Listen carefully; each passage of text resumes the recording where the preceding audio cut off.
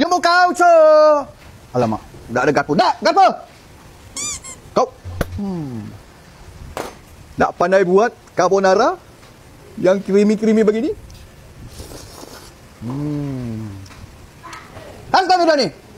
Okey, mula-mula kita pakai button mushroom. Sebenarnya tak ada letak, tapi saya special sikit, saya letak button mushroom guys ya.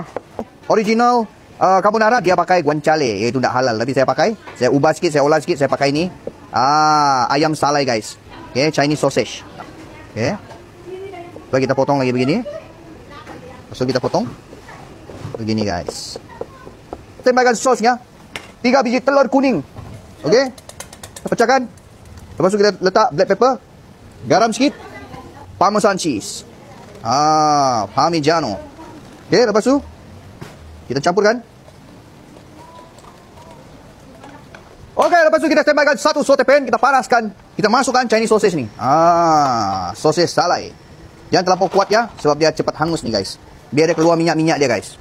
Okey, selepas dia keluar minyak-minyak begini, nampak tak guys? Nampak minyak-minyak dia. Kita kasih naikkan dulu sausage-nya.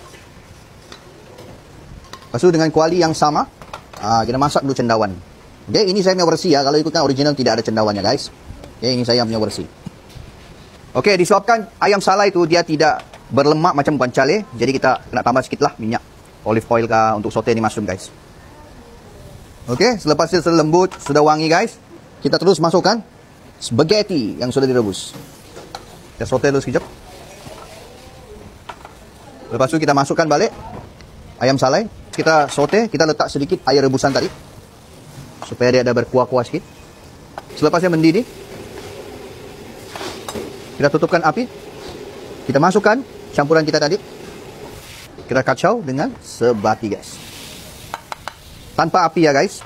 Okay, kita kacau supaya dia punya telur tidak overcook nanti. Okay. Bila dia sudah jadi creamy-creamy begini, dah, dah ambil ni, dia masuk.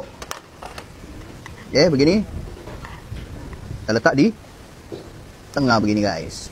Uyo. Satu tema, follow sekarang.